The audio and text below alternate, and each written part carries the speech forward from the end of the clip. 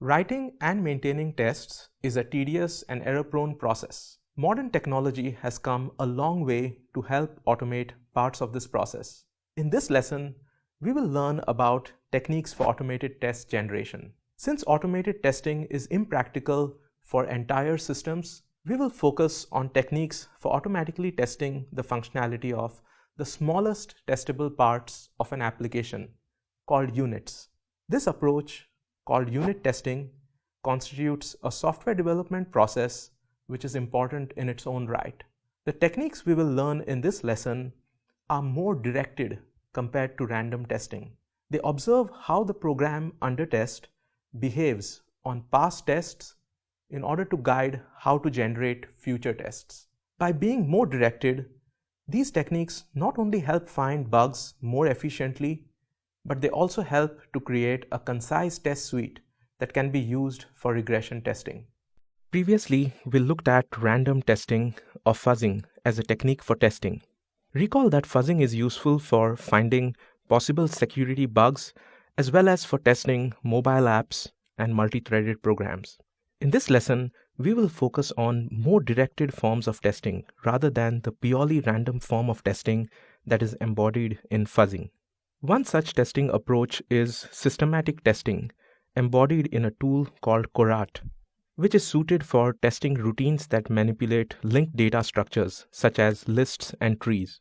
Then we will look at how we can combine the power of randomness and systematic testing, conceived in a tool called Randoop, which is suited for unit testing of Java program fragments like classes and libraries.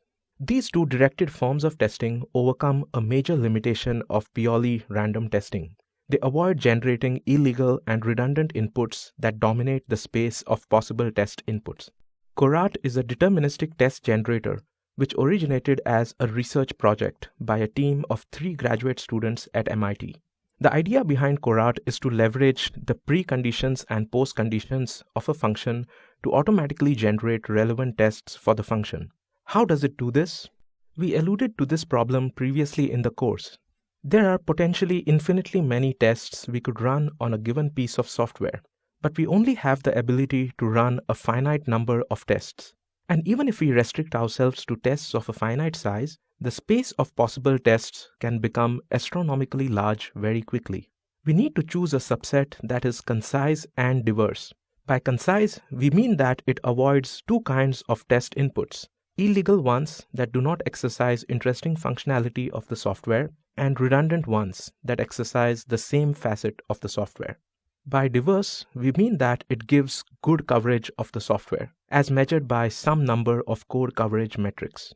One insight into automatic test creation can come from thinking about small test cases. In practice, we often do a good job of catching bugs by testing all inputs up to some small size. This can be expressed in what is called the small test case hypothesis. If there is any test that causes the program to fail, then there is a small such test. For example, if a list function works on lists of length 0, 1, 2, and 3, then it's likely to work on lists of all sizes. The intuition behind this is that such a function is typically written in a manner that is oblivious to the length of the list. For instance, it is unlikely for a programmer to write such a function with a giant switch statement for lists of lengths 1, 2, 3, 4, etc. Recall that we made a similar assumption with respect to bug depth in testing multi-threaded programs using fuzzing. If there is a concurrency bug in a program, there is usually one with small depth of size 1 or 2. Again, this led us to focus our testing on a smaller search space while maintaining good concurrency bug coverage. In order to systematically generate all test inputs up to a small size, Korat leverages knowledge of the type information of the input. For this reason, we would consider Korat a white box testing method.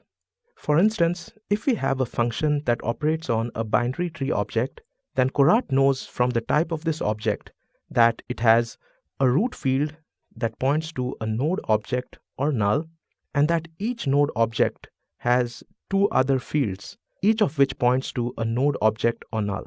Thus, to generate a set of small test inputs, Korat need only enumerate all possible shapes of binary tree objects that can be created from a fixed set Before we see how Korat enumerates such shapes, let's look at the scheme that Korat uses to represent different shapes uniformly. This scheme lies at the heart of how Korat systematically and efficiently enumerates the shapes. To represent shapes, Korat arbitrarily orders all possible values of each field, assigning each a unique ID, and it arbitrarily orders all fields into a vector. Each shape then is simply an assignment of values to fields in the vector. Let's look at a binary tree example to elucidate this concept. Suppose we wish to generate all possible binary trees of up to 3 nodes. Let's give unique identifiers n0, n1, and n2 to the 3 nodes. Then the vector of fields contains 7 elements, a field for the root of the tree and a field for the left and right child of each of the 3 nodes. Each of the boxes can contain either a null or n0 or n1 or n2. Each possible assignment of these values results in a different input shape to test. Let's do a quiz next to see how different assignments result in different shapes. This quiz is to ensure that you understand how these vectors, called candidate vectors, correspond to concrete representations of objects. Here are 2 possible shapes of binary tree objects. Fill in the boxes in the candidate vectors with the correct value for each field. Remember that you can also enter the word null into a field as appropriate. Let's look at the solution. For both trees, the root field points to node n0, and node n0's left field points to node n1. In the first tree, however, n0's right field points to n2, while in the second tree, n0's right field is null, since it has no right child. In the first tree, both n1 and n2 have no children, so their left and right fields are all null.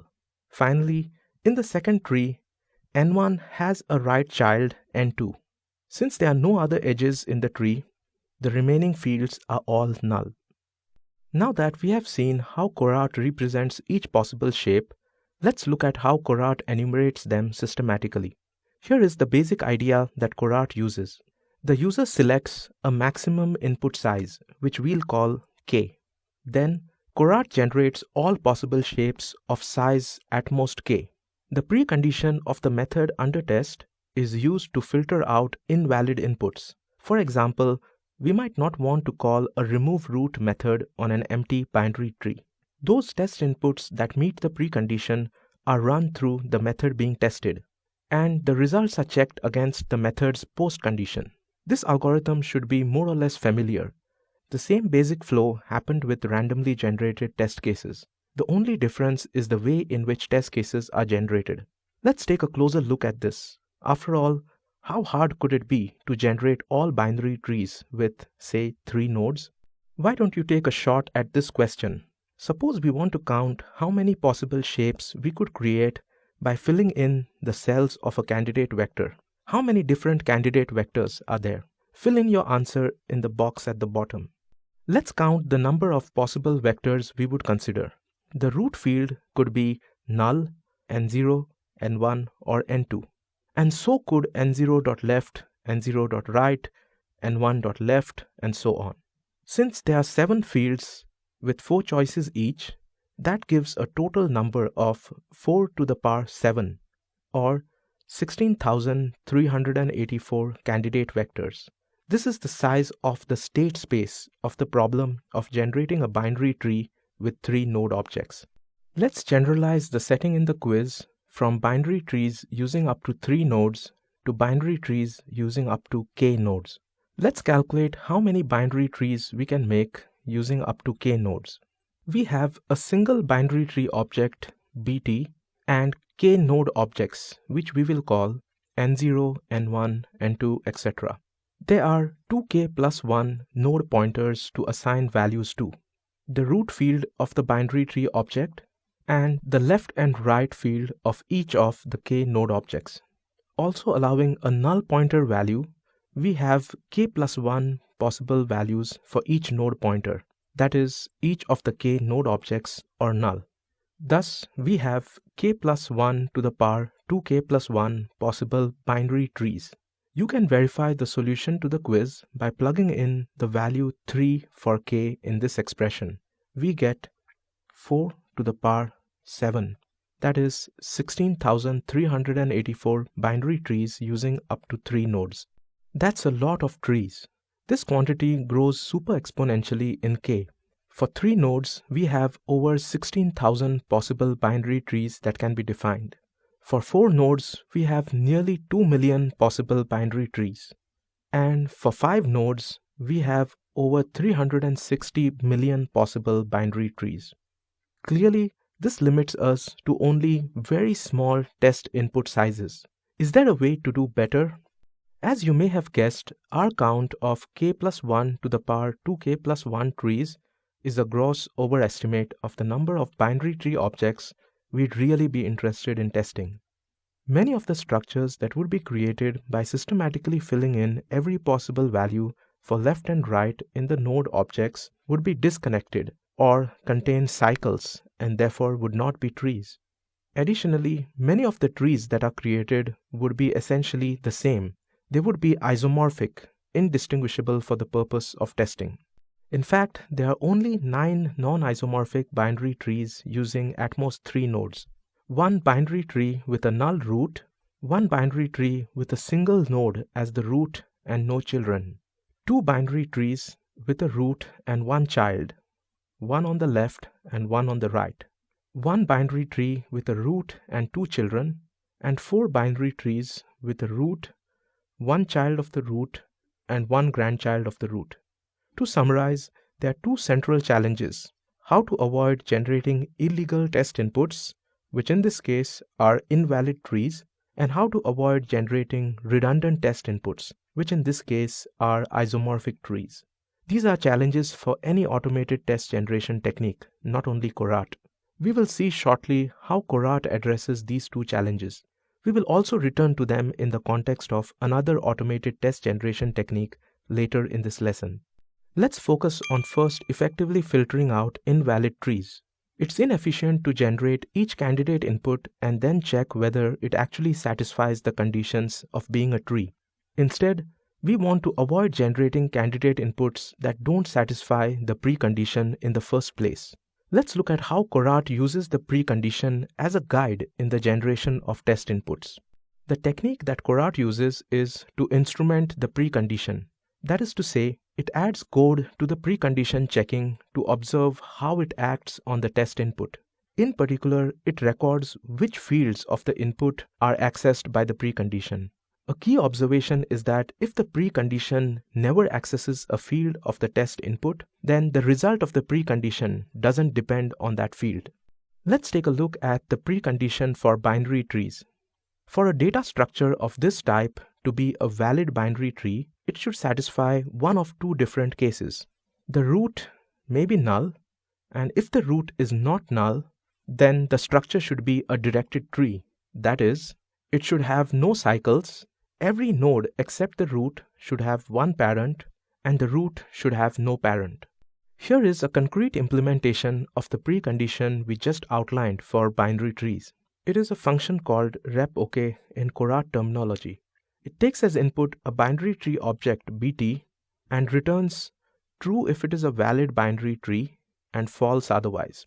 In addition to this requirement, the repOK function must be careful not to access unnecessary fields of the binary tree object bt.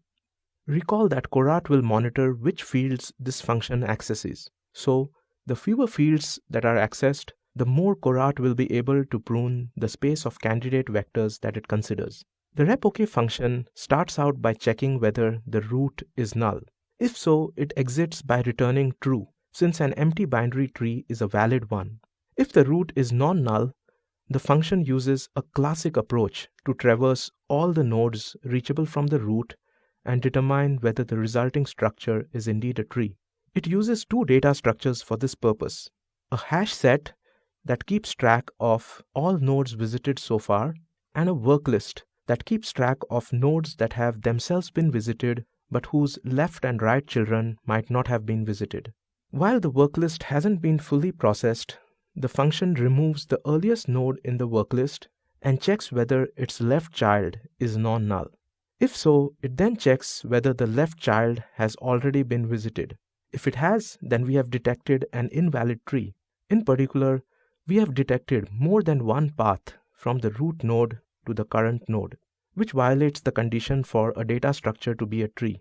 If the left child wasn't previously visited, then we add it to the visited set and also to the work list. We then do a similar check for the right child of the current node. If both these checks succeed for all nodes that are reachable from the root, then the rep-OK function returns true, indicating that the input binary tree object represents a valid binary tree. Observe the order in which this function traverses nodes. This will be important in understanding how Korat systematically enumerates different shapes of binary trees. The order is depth first, left to right order. Let's look at an example to better understand this order. Suppose this binary tree object is input to the rep-OK function. We first visit the root field, which leads us to node N0. We next visit the left child of node N0, leading us to node N1. We then visit the left child of node N1, which is null. Notice that we went depth first as far as possible to the left. When we cannot go left any further, we go right. So we next visit the right child of node N1, which leads us to node N2. We then visit the left child of node N2, which is null. So we then visit the right child of node N2, which is also null. When we cannot go right any further, we return to the parent node. In this case, we return to node N1. We are done visiting both the left and right children of N1, and so we return to its parent node N0. We already visited its left child, but not its right child. So we visit its right child, which is null. At this point, we are done visiting all left and right fields of all nodes reachable from the root field. Let's see how we can use the precondition we just saw for the purpose of test generation.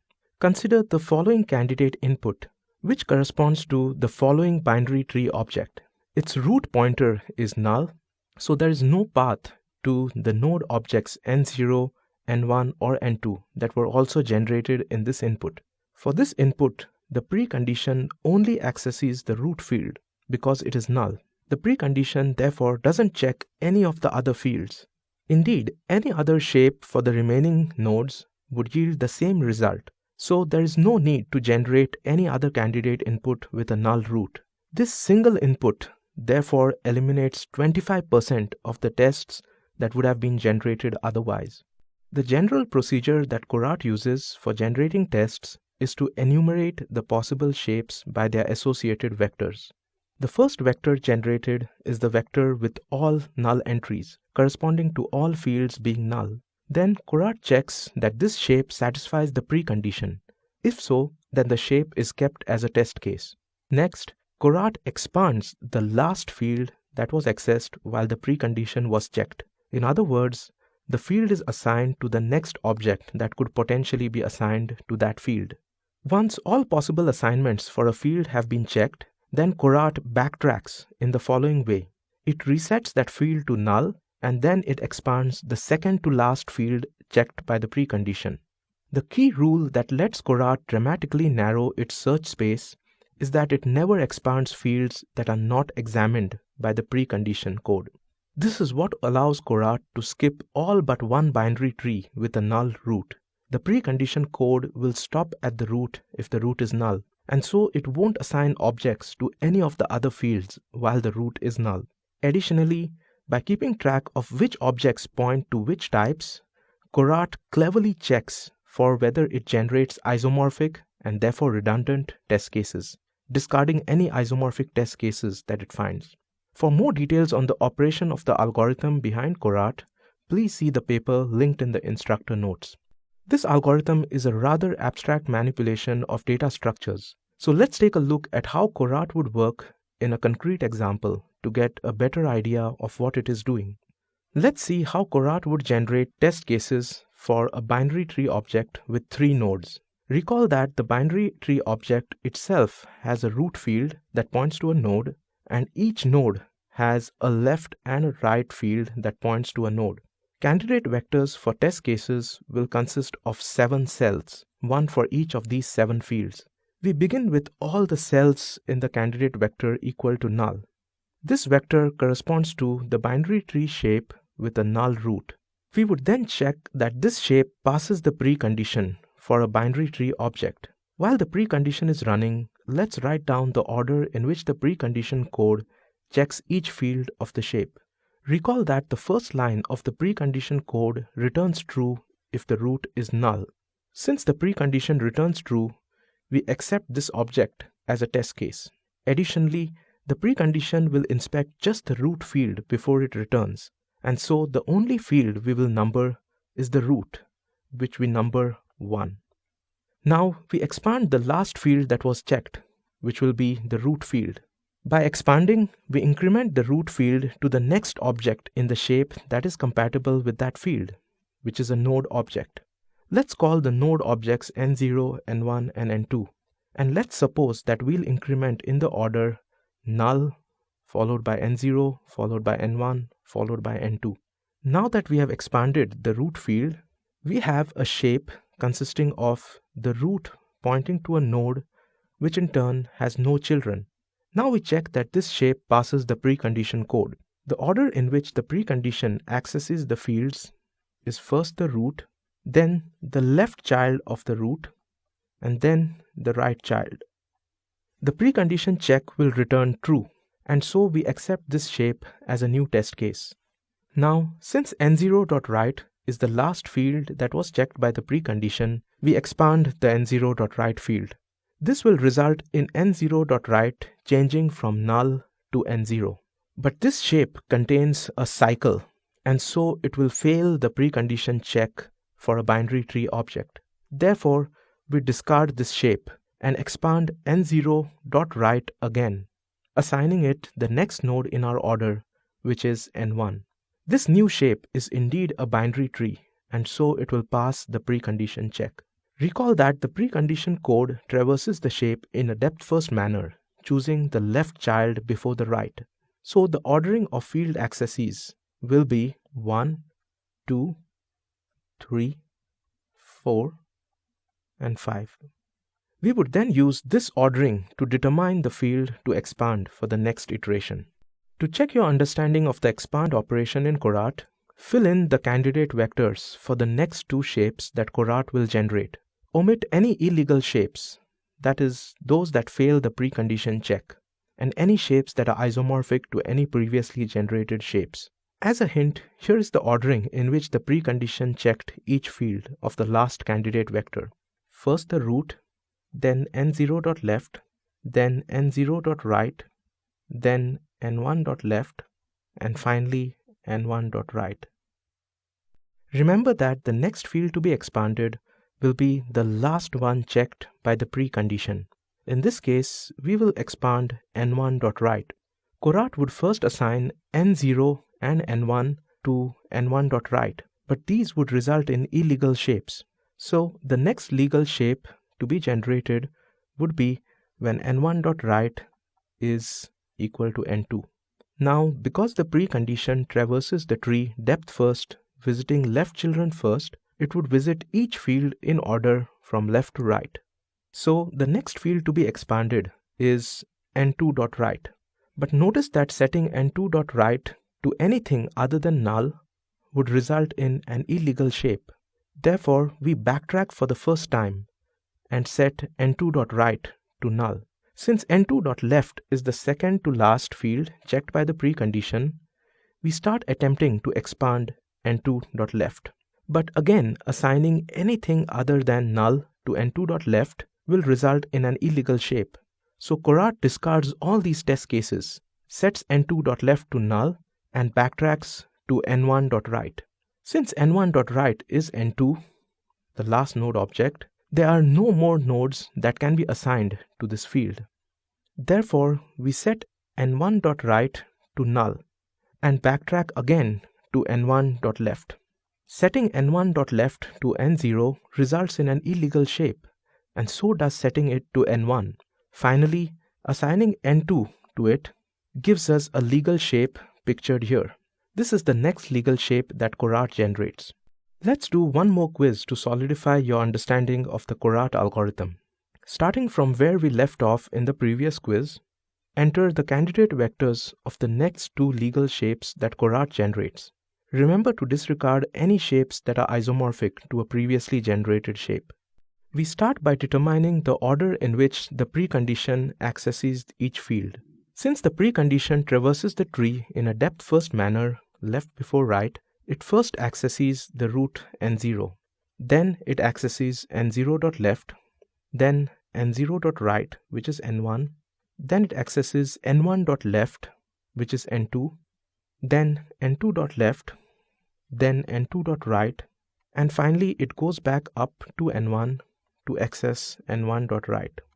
Therefore, expansion begins at n1.right. Notice that assigning any non-null value to n1.right would result in an illegal shape. Similarly for n2.right and n2.left. Thus, Korat would set all those fields to null and backtrack to n1.left, which it would then expand. However, there are no nodes after n2, so we have to backtrack again to n0.right. Expanding n0.right would increment the node in the field to n2 instead of n1. However, this would result in a tree consisting of a root with a single right node, which is isomorphic to a shape that we have already generated. Then we try to expand n0.right again with no luck, since n2 is the last node, and so we backtrack to n0.left. Expanding n0.left once would give us n0, but that's illegal because n0 cannot point to itself. Expanding it again would give us n1, and this finally is a new legal shape. The precondition accesses the fields of this shape in the order root, n0.left, n1.left, n1.right, and n0.right. So we expand n0.right first. The only non-null value we can assign to it is n2, as all other values would result in an illegal tree. And this gives us the balanced binary tree with 3 nodes, a new legal shape. So far we have generated 7 non-isomorphic test cases. We could continue this process until the last 2 trees with at most 3 nodes are generated, but we will stop here for now. As we have seen, with relatively few steps, Korat generates all the legal and isomorphically distinct test cases for binary trees with at most 3 nodes. In practice, Korat's scheme for eliminating illegal and redundant test cases have proven to be highly effective. Here you can see that for binary tree objects, for each node in the tree, the full state space grows by a factor of about 1000. But Korat is able to reduce its search space to about 4 times as many candidates considered for each additional node, a massive speedup. Similarly, for heap array objects, the state space grows by a factor of about 32 for each new node, whereas the number of candidates considered grows by only a factor of about 10. And for linked lists, the state space grows by a factor of 32,000 for each node, but the number of candidates considered by Korat only grows about 6-fold per new node. The time taken to run these tests is on the order of minutes or even seconds, so Korat could be easily included into regression tests to ensure that the code changes don't break previously established functionality. Let's wrap up our discussion about Korat by summarizing its strengths and weaknesses. Korat's test generation is at its best when we can easily enumerate all possibilities for the objects to be used in the test case. For example, if our test cases all involve 4 nodes and each node has 2 pointers to other nodes. More specifically, Korat is useful for testing linked data structures with small, easily specified procedures, such as emptying a stack or inserting an element into a heap. For this reason, Korat is a strong candidate for unit testing components of larger systems. Korat is weaker when it is harder to enumerate the set of all possible test cases. For example, the set of all integers, at least those representable in a 4-byte format on a computer, or the set of all single or double precision floating point numbers, or the set of all n-character strings with ASCII or Unicode characters.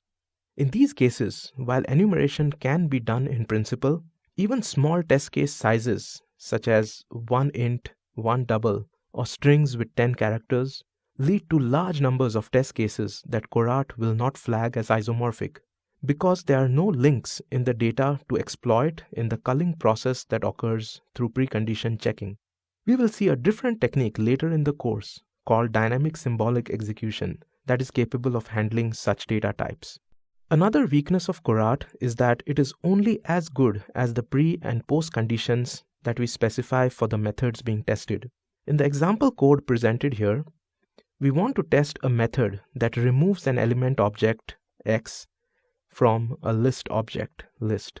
The precondition is that the element is a member of the list, and the post condition is that the element is no longer a member of the list. These are sufficient conditions to ensure that the remove method is functioning properly. If we are not as careful in our selection of pre and post conditions though, we may end up with many useless tests or even miss useful tests. Note that the precondition shown here, that the list object is not empty, is weaker than the earlier precondition that x be a member of the list. Whenever x is a member of the list will be non-empty. So we may end up with many useless tests that satisfy this weaker precondition but not the earlier precondition. Conversely, Korat might not expand the element x because it is not accessed during this precondition, resulting in missing useful tests. In other words, there may be bugs in this method that are dependent on the value of x that wouldn't be found by Korat using this precondition. Likewise, checking that the output of the remove method is still a list is weaker than the earlier post condition, which stated that the output is a list that no longer contains x. Since this post condition does not check that the list no longer contains x, it will silently succeed if the remove method has a bug that fails to remove x from the list while still preserving the list structure. We will now switch to a different test generation technique called feedback-directed random testing, which was first conceived in a tool called Randoop, which stands for Random Tester for Object-Oriented Programs. While the deterministic test generation that Korat performs is better suited for generating different shapes of a data structure, Randoop is better suited for creating different sequences of methods in an object-oriented library that provides an application programmer interface, or API. This is not to say that one technique is better than another in testing. In fact, they are complementary to each other. For instance, automatically testing a linked list implementation in a robust manner would require not only generating lists of different sizes, but also generating different sequences of list operations. Let's look at a concrete example that involves testing the API of various container classes in Java standard library, such as linked list and tree set. Here is a real unit test generated by Randoop when run on the Java standard library version 1.5. This test shows a violation of the equals contract. A set S1 returned by the unmodifiable set library method is not deemed equal to itself, which violates the reflexivity property of the equals method as specified in the Java standard library API's documentation. This test actually reveals two errors, one in the equals method and another in the tree set constructor method, which failed to throw a class cast exception as required by its specification. Formally speaking, Randoop generates object-oriented unit tests consisting of a sequence of method calls that set up state, such as creating and mutating objects, followed by an assertion about the result of the final call. How does Randoop generate such tests? Let's take a look. In this setting, a test is a sequence of public library methods that an application using the library can call. While uniform random testing was suitable for the applications in the previous lesson, such as security testing and testing of entire systems like mobile apps or concurrent programs, here we want to generate a concise yet diverse test suite for testing a library. A major problem with the uniform random testing approach here is that it would create too many illegal and redundant method sequences. We will see examples of such sequences shortly. This motivates Randoop's variant of random testing called feedback-directed random testing, in which each new test is guided by feedback from running previously created tests. In what follows, we will use the terms test and method sequence interchangeably. Randoop uses the following recipe. It builds new method sequences incrementally by extending past method sequences. As soon as a method sequence is created, it executes the sequence. It then uses the result of this execution to determine whether it is an illegal or a redundant sequence, in which case it discards the sequence. Otherwise, it remembers the sequence to extend it when generating future sequences. Let's begin by looking at Randoop's input and output. Randoop's input consists of three things: a set of classes making up the library under test, a time limit that allows the user to control how many tests Randoop generates, and a set of contracts, which are properties that the object generated in the final call of a Randoop generated test is required to satisfy.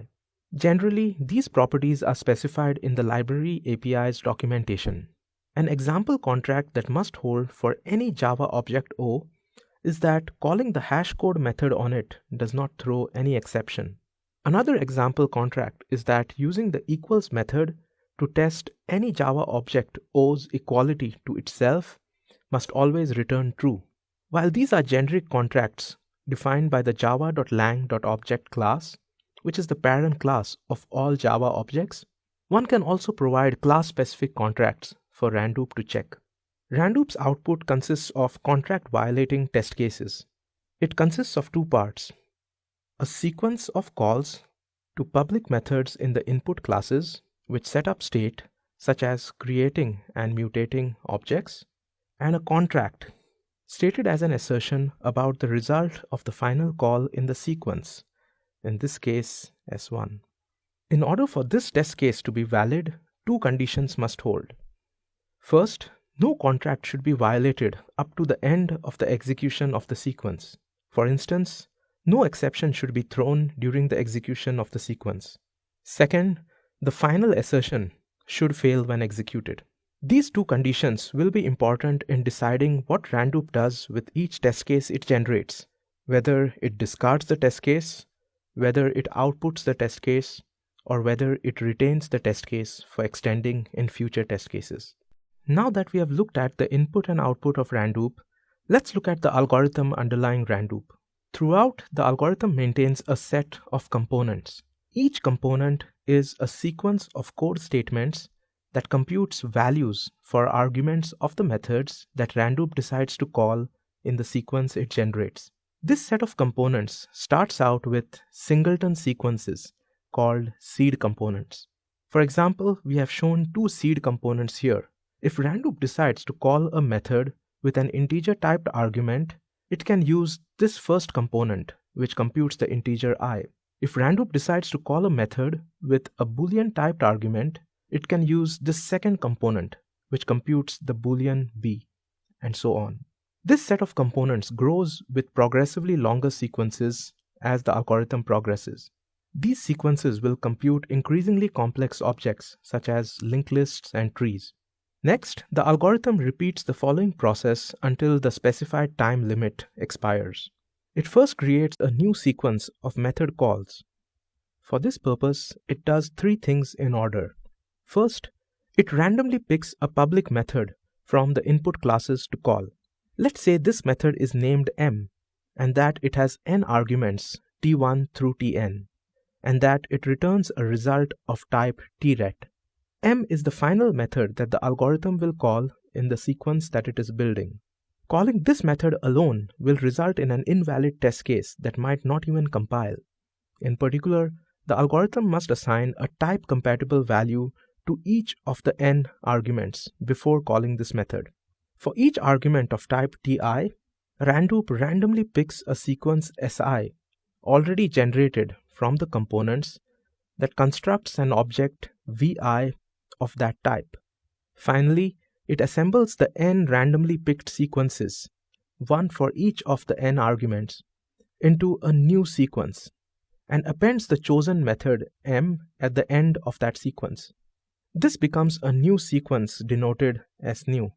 Just like each of the subsequences S1 through Sn produced a result stored in variables v1 through vn respectively, the new sequence snew produces a result that is stored in variable vnew. Once a new sequence is created, the algorithm has three options to dispose of the sequence. It can discard the sequence, or it can output the sequence as a test, or it can add the sequence to the set of components. The third option is what allows the algorithm to produce increasingly richer method sequences over time. Each new method sequence that is added to the components itself becomes available for extension in future method sequences that the algorithm generates. Let's look next at how Randoop decides how to classify each sequence. Randoop uses the following decision process to classify each sequence that it creates in the algorithm we just saw. It executes the sequence and makes three checks on the result. The first check determines whether the sequence is illegal. Intuitively, a sequence is illegal if it violates a precondition. For example, if an exception is thrown during the execution of the sequence. If so, the sequence is discarded. Otherwise, it checks whether the sequence violates a contract. Recall that a contract is analogous to a post condition, an assertion on the final result of the sequence. If a contract is violated, it outputs the sequence as a contract violating test case. Otherwise, it checks whether the sequence is redundant. If so, it discards the sequence. Otherwise, it adds the sequence to the set of components. The first two checks ensure that such a sequence does not violate any precondition or any postcondition. There is no point in extending such a sequence further. The third check ensures that such a sequence results in a program state that has not been seen before. It is not necessary to extend such a sequence further, as its effect has already been captured by some other sequence already in the set of components.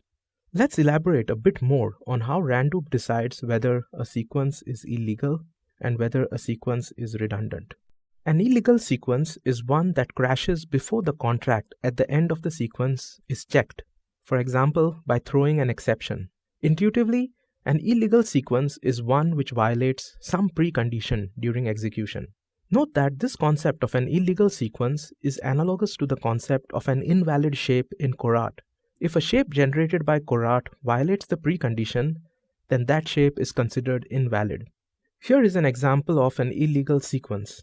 In this test case generated by Randoop, the contract d.equals_d is not even reached because the call to setMonth throws an exception. The reason is that a precondition of the setMonth method is that the argument I denoting a month must be non-negative, whereas in this test case, it is -1. As an aside, you might be wondering how Randoop generates arguments like 2006, 2, and 14 used in the call to dates constructor method. The answer is that the set of seed components in Randoop is highly configurable.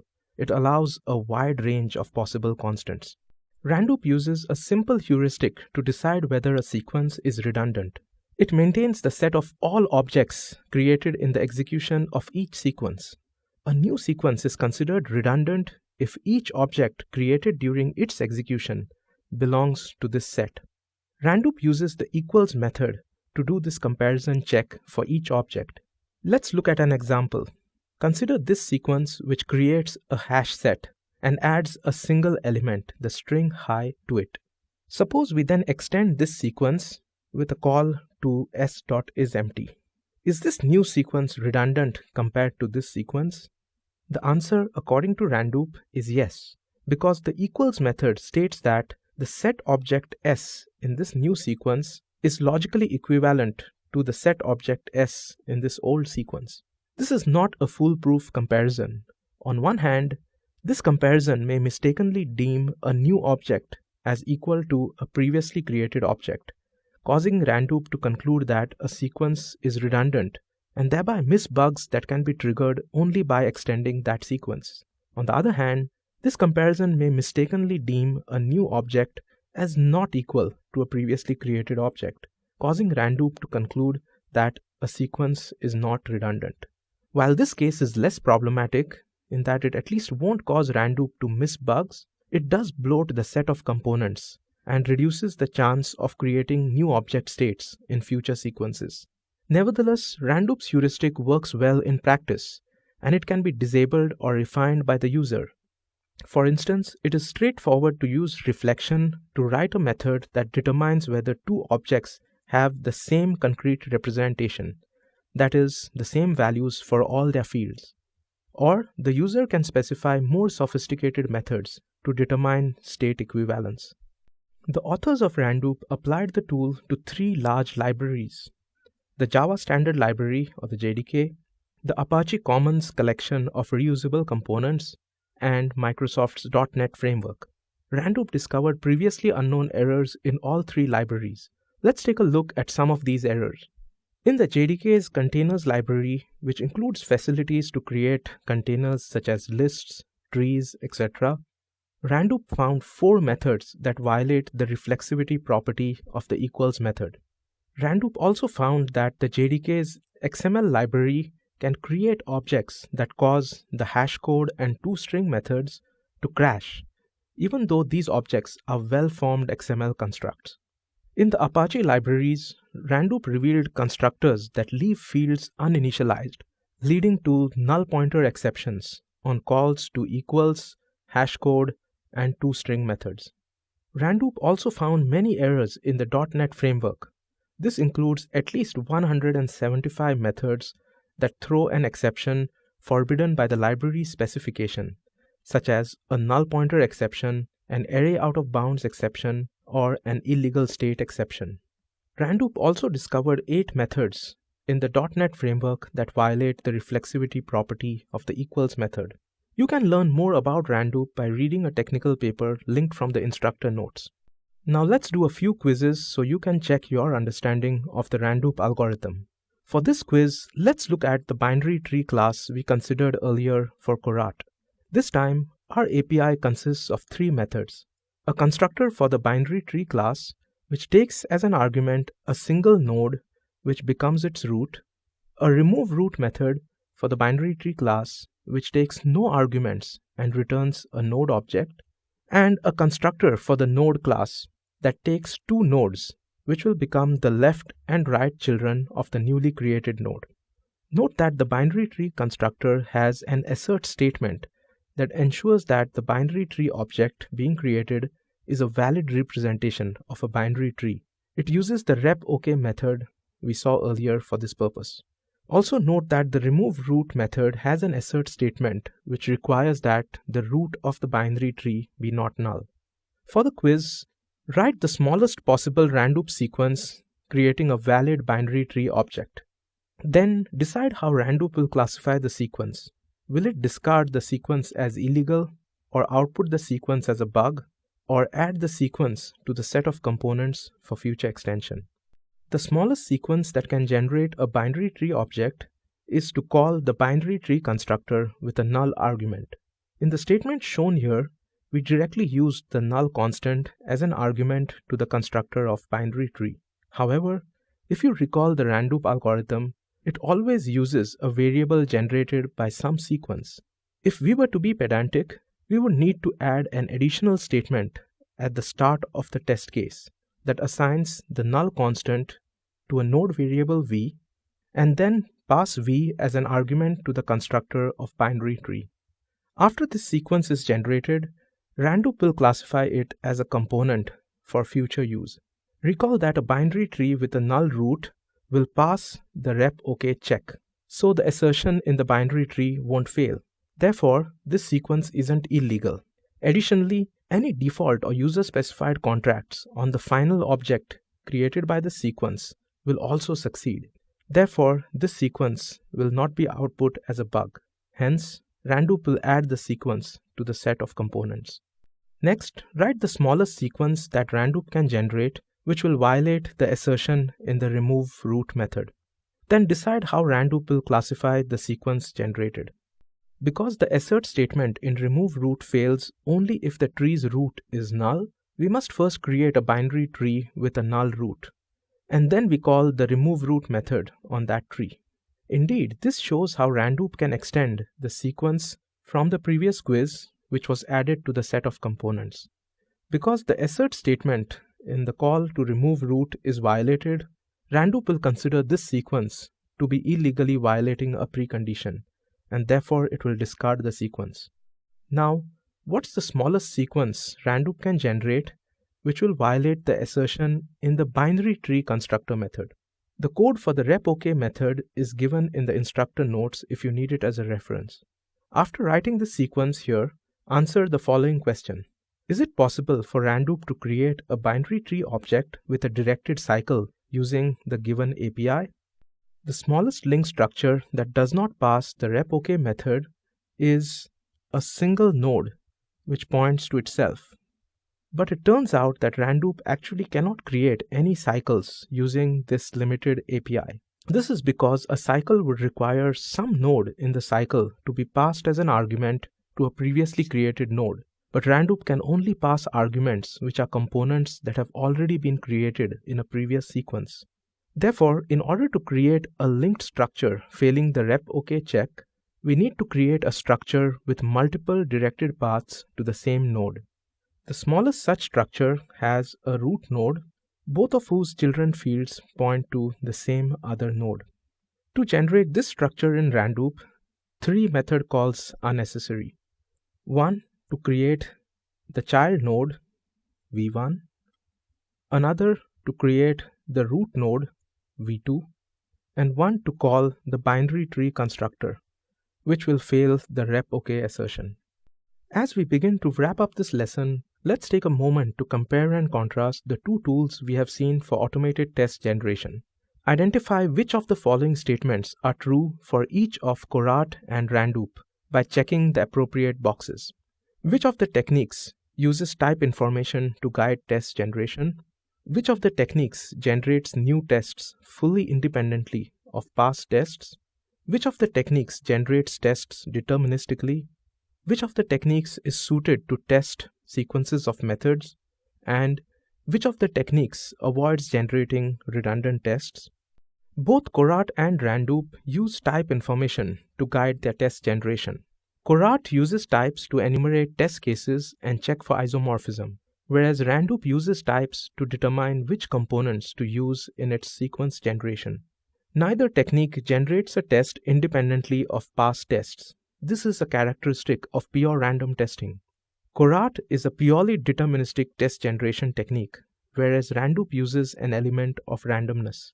Randoop is suited for generating sequences of methods from an API. But recall that Korat is more suited to generating data structures, which may later be subjected to a sequence of calls from an API. Finally, both tools avoid redundancy. Korat achieves this by checking newly generated structures for isomorphisms with previously generated structures, whereas Randoop does this through the heuristic of discarding test cases where the last object created had already been created in a previous test case. In this lesson, you have learnt about 2 powerful test generation techniques in detail. Before we conclude, let's take a moment to step back and look at the bigger picture of test generation. One question that you may have considered in this lesson is, both Korat and Randoop were tools invented in the 2000s. But why didn't automatic test generation become popular decades ago? The most prominent reason for this delay is that earlier programming languages had weak type systems, whereas automated techniques rely heavily on type information. Earlier languages such as C and Lisp just did not provide the needed types. Contemporary, strongly typed languages such as Java and UML lend themselves better to test generation because automated tools can exploit type information to eliminate illegal and redundant test cases and effectively prune the space of candidate tests. Let's wrap up with a summary of what we learned in this lesson. Automatic test generation is a good idea. It helps find bugs quickly, and it does not require writing or maintaining tests. The key to making it work efficiently is to avoid generating illegal and redundant tests. If one is not careful, these kinds of tests dominate the test generation process and make it ineffective. Even better, automatic test generation is possible to do today, at least for small units of a software system, such as a data structure or a library API that is written in a strongly typed language like Java. Finally, automatic test generation is being adopted in industry and is likely to become widespread in future, especially in targeting specific kinds of bugs, such as security bugs or concurrency bugs, and specific classes of programs, such as mobile apps or device drivers.